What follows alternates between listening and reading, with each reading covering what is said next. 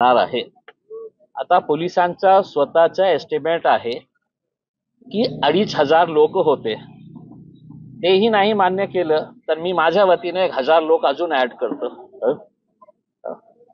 तर याला आपण मोठा बोलत असेल तर ते लाखोंच्या संख्येने जे लोक येणार होते ते कुठे गेले?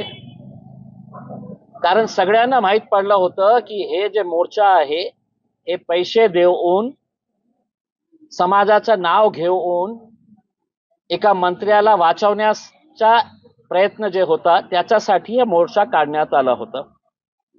पालकमंत्री संजय शिरसाट साहेबांना जेव्हा हे कळलं की इम्तियाज जलीलने जे डॉक्युमेंट्स मीडियाच्या मार्फत सगळ्यांना दाखवलं, एजन्सीजला दिलं, मुख्यमंत्र्यांना विनंती केली की याच्यावर कारवाई करा. आता जेव्हा त्यांना हे कळलं की माझ्याकडे काही नाही आहे त्याला अपोज करण्यासाठी, मग जे स्वयंघोषित एससी समाजातले जे नेते आपल्याला मानून की नाही आम्ही एससी समाजातले नेते आहे त्यांना पकडून त्यांच्या हातात पैसे देऊन हे सगळं नाटक करण्यात आलं. आता मला त्यांच्याकडून एक प्रश्न विचारायचा आहे की हे एससी समाज इतका मोठा पैसा कुठून आणला की शहरातले जितके छोटे मोठे न्यूजपेपर्स आहे त्या सगळ्या न्यूजपेपर्स मध्ये फुल पेज ऍडव्हर्टाइजमेंट 2 दिवसासाठी. एका ऍडव्हर्टाइजमेंटचं रेट काय असतं हे तुम्ही विचारून बघा, लाखो मध्ये असतात. मग पूर्ण शहरामध्ये जे होर्डिंग्स लावण्यात आली होती त्याच्यासाठीही खूप खर्च लागला असेल. मग आज जे गाड्यांचा बंदोबस्त करण्यात आला होता, इतक्या संख्येने जे गाड्या बसेस आणण्यात आले होते ते कुठून आले? मग जे लोकांना पैसे वाटण्यात आलं होतं 300-500 रुपये देऊन, आपल्या समाजाला याच्या बाबतीत विचार करण्याची वेळ आलेली आहे की असा आपल्या समाजाच्या आई बहिणीला आपण पैसे देऊन खोटं रिझन दाखवून त्यांना आपण रस्त्यावर बोलवत आहे. या मोर्चाचा आमची भावनाला ठेस पोहोचलेली आहे याचा काही संबंध नाही आहे. आणि दुर्दैवाने मला हे पण सांगायचं आहे की काही मीडियाची मी बातमी जेव्हा ऐकत होतो तर इम्तियाज जलीलने भावना दुखावणाऱ्या ते शब्दाचा वापर केला होतं. हे का दाखवत नाही की इम्तियाज जलीलने हे जे शब्द वापर केलेला आहे हे महाराष्ट्र सरकारचा डॉक्युमेंट आहे. याच्यावर लिहिलेलं आहे महाराष्ट्र सरकार वर्ग 2 ची जमीन, एससी समाजाचे गोर गरीब लोकांसाठी राखीव जमीन दुसरा कोणाच्या नावावर ट्रान्सफर होऊ शकत नाही जोपर्यंत तहसीलदार आणि कलेक्टर साहेब मेहरबान होत नाही तो ट्रान्सफर होत नाही. हे डॉक्युमेंटवर हे शब्द लिहिलेला आहे. आणि याच डॉक्युमेंटवर संजय शिरसाट साहेबांच्या 2 मुलांचं नाव आहे ज्यांच्या नावाने ती 10 एकर जमीन हे पालकमंत्री साहेबांनी आपल्या खिशात टाकली. मोर्चा काढायचा होता तर महाराष्ट्र सरकारच्या विरोधात काढायला पाहिजे होतं, पण त्यांना आपल्या मंत्र्यांना वाचवायचं होतं.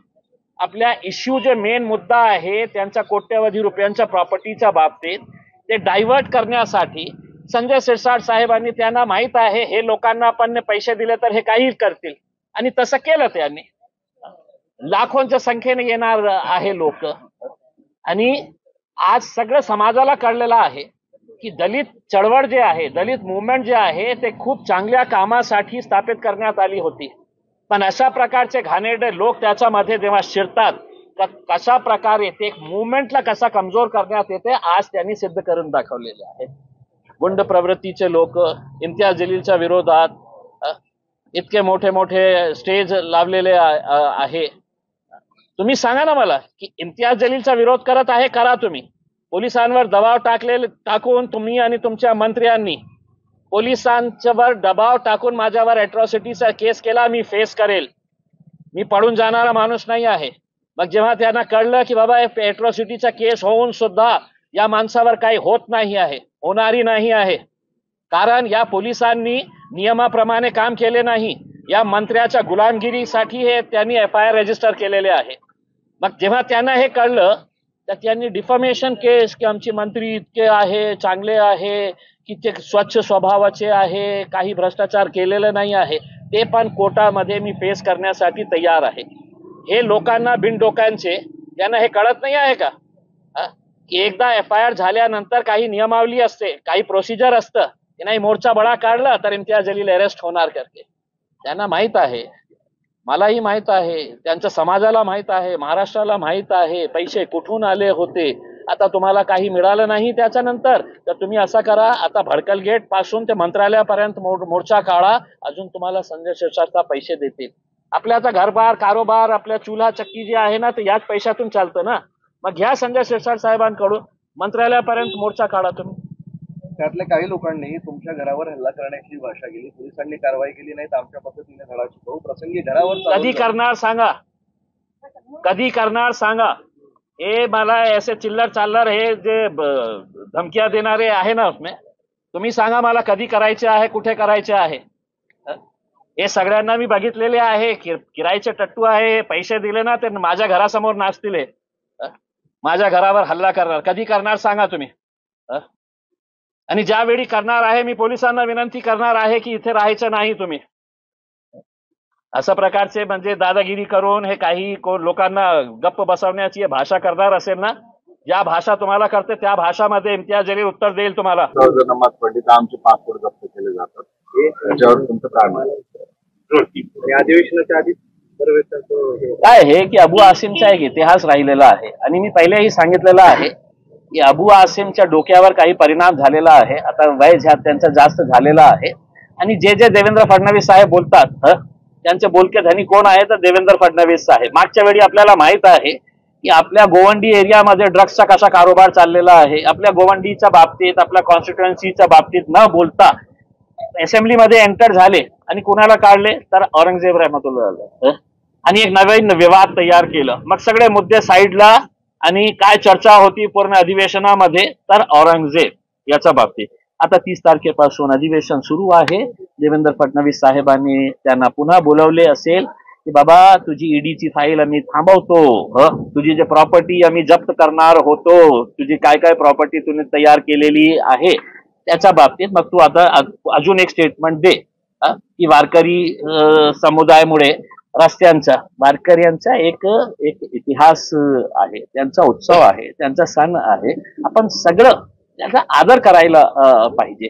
ठीक आहे, आज भारतीय जनता पार्टीची सरकार आहे, ते मुस्लिमांवर असं टार्गेट करत असेल की तुम्ही नमाज नको अदा करा, त्याचाही आम्ही विरोध करतो की कारण नमाज जी आहे तर 5 मिनिटासाठी आहे. पण तुम्ही त्याची तुलना एका मोठ्या जे सण आहे त्यांचा आणि कोण करतं हे वारकरी कशामुळे हे पंढरपूरला जातात, जे शेतकरी आहे पेरणी केल्यानंतर ते सगळे लोक एकत्र येऊन पूर्ण गावच्या गाव खाली होतात आणि ते पंढरपूरकडे जातात की पंढरपूरच्या देवी विठ्ठलासमोर प्रार्थना करण्यासाठी की आम्ही पेरणी करून आलेले आहे, चांगली पाऊस द्या, याच्यासाठी हे करतात. तर असं कंपॅरिझन करणं मला असं वाटतं योग्य नाही आहे. आणि मी देवेंद्र फडणवीस साहेबांचाही स्टेटमेंट ऐकलं, त्यांनी सांगितलं की मी अशा प्रकारचे लोकांना मी महत्व देत नाही आहे. मी पण तसंच बोलतो की अबू आसिम सारख्या लोकांना जास्त महत्व देण्याची गरज नाही आहे. त्यांच्या डोक्यावर परिणाम झालेला आहे, हॉस्पिटलमध्ये ऍडमिट करा. मालेगावचे माजी आमदार असं म्हणाले की औरंगजेब हे खूप चांगले व्यक्ती होते, त्यांना आपण चांगले काम केले. कोण म्हटलं? माजी आमदार. त्यांना विचारा. माझ्याकडे खूप आहे इश्यूज, माझ्याकडे खूप इश्यूज आहे. नाहीतर काय होतं दादा उसके अंदर की हा संपला, भ्रष्टाचारचा विषय संपला, इम्तियाज जलील औरंगजेबचा भाग नाही, तुमच्या ट्रॅप मध्ये मी फसणार नाही.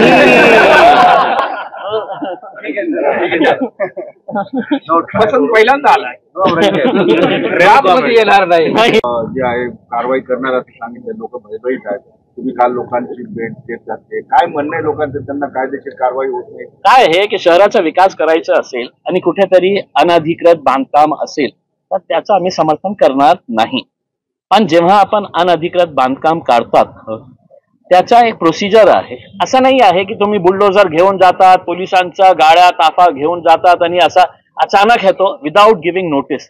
आता सुप्रीम कोर्टाचे आणि आता जे सरन्यायाधीश आलेले आहे गवई साहेबांचा पण लेटेस्ट एक जजमेंट आहे की त्यांनी हे सांगितलेले आहे की सगळं नियम पाळून, आणि खूप त्यांनी चांगलं एक स्टेटमेंट केलेलं आहे की असं घर तोडताना एक माणूस कहते हैं ना, एक हिंदी में कहावत है कि जिंदगी गुजर जाती है घर बनाने में और तुम्हें अफसोस नहीं होता है बस्तियां उजाड़ने में, शर्म नहीं आती है। तो इस तरह का जो है कि आप किसी का भी घर को इस तरह से तोड देंगे, गरीब लोग है, ते गरीब लोक आहे, तुम्ही नियमाप्रमाणे करा ना। मी कमिशनर साहेबांना रिक्वेस्ट करेल की तुम्ही त्यांना नोटीस द्या की साहेब आम्हाला हे रस्त्यासाठी पाहिजे, डेव्हलपमेंट प्लॅन मध्ये आहे, आम्ही तुम्हाला नोटीस देतो, 1 महिना 2 महिना 3 महिन्याचा टाइम। आता यावेळी तुम्हाला 3 महिन्याचा टाइम या कारणाने आहे कारण सुप्रीम कोर्टाने जजमेंट्स दिलेले आहे आणि खूप सारे जजमेंट्स आहे की पावसाळ्यात कोणत्याही प्रकारच्या डेमॉलिशन करू नये, अनऑथराइज स्ट्रक्चर्स असेल तरी सुद्धा पावसाळ्यात कुठलाही हे करायचं नाही करके। आपल्याला माहित असेल की मागच्या वर्षी विशालगडवर जेव्हा हे अतिक्रमणची कारवाई करत होते तर हायकोर्टाने काय कारण दिले होते की ते आता पावसाळ्यात हे करण्याची आवश्यकता, असे अनेक हायकोर्ट आणि सुप्रीम कोर्टाचे जजमेंट आहे। आम्ही तुम्हाला समर्थन करतो ना की अनधिकृत काही असेल तर आम्ही कुठल्याही प्रकारचा बाधा कर, पण एका नेता आमदार ते सगळं पाडून टाका आणि लागले, पोलीस मशिनरी लागली, हे महानगरपालिकाचे लोक लागले। तुम्ही नियमाप्रमाणे काम करा, आम्ही तुम्हाला सहकार्य करू। राज्यपालांची काल गाडी अडवल्याची चर्चा खूप झाली, अनेक जण म्हणतात तुमच्यावर गुन्हा दाखल झाला पाहिजे होता, करा ना। आणि बागडेंनी स्वतः सांगितलं की गुन्हा दाखल नका करू, त्या लोकांनी सगळं काय हे की आज हे आम्हाला आमच्या सगळ्यांसाठी एक अभिमानाची गोष्ट आहे की आमच्या जिल्ह्यातले एक नेते आज राजस्थानचे आज राज्यपाल आहे। आम्ही अभिमानाची गोष्ट आहे मराठी माणसासाठी, मी पण मराठी माणूस आहे। तर जेव्हा हे कॉन्वॉय येत होता खूप सारे लोक चिडलेले होते की कशा प्रकारे आमच्या प्रॉपर्टीजला टार्गेट करण्यात येत आहे विदाउट नोटिसेस हे कर। त्यावेळी त्यांचा कॉन्वॉय येत होता। आता तुम्ही विचार करा, जे लोक लाल गाडीच्या बत्त्यामध्ये वाव वाव वाव करून गाडीमध्ये बसले होते, काही महिलांना वाटलं की अरे कोणी मंत्री आला, ते धावून गेले, रोखलं त्यांना, पण मी स्वतः गेलो तिथे। हरिभाऊ बागडे साहेबांनी मला बघून ते काच खाली केली। मी त्यांना सांगितलं की नाना हे बरोबर नाही आहे, हे लोकांना तुम्हाला काढायचे असेल तर नियमाप्रमाणे काढा, कारण ते त्याच कॉन्स्टिट्युएन्सीचे 3 वेळा ते आमदार होते। मग आज राज्यपाल झाले याचा अर्थ हे आहे का की लोकांना सोडून, याच लोकांनी, हे गोरगरीब लोकांनी आपल्याला मतदान करून आपल्याला 3 वेळा आमदार म्हणून निवडून दिले होते, आज राज्यपाल झाले। तर मी या गोष्टीचा मला आनंद आहे की जेव्हा पोलीस आणि प्रशासन त्यांच्यावर फोर्स करत होते की इम्तियाज जलील आणि सगळे जे लोक होते त्यांच्यावर FIR करा, तर नानांनी सुख संयमाने, राज्यपाल हरिभाऊ बागडे साहेबांनी खूप संयमाने आणि त्यांनी चांगलं हे केलं की लोकांची काही भावना होती, ते आपल्या नेत्याला नाही सांगणार तर कुणाला सांगणार। तर ते तिथे गेले होते आणि त्यांनी सांगितलं की FIR नको करा।